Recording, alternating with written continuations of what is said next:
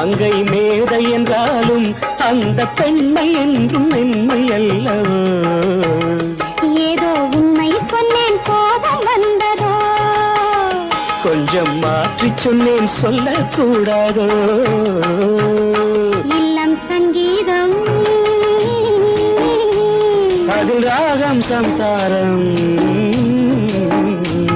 அவள் நாயகன் பாவம், பிள்ளை சிருங்கார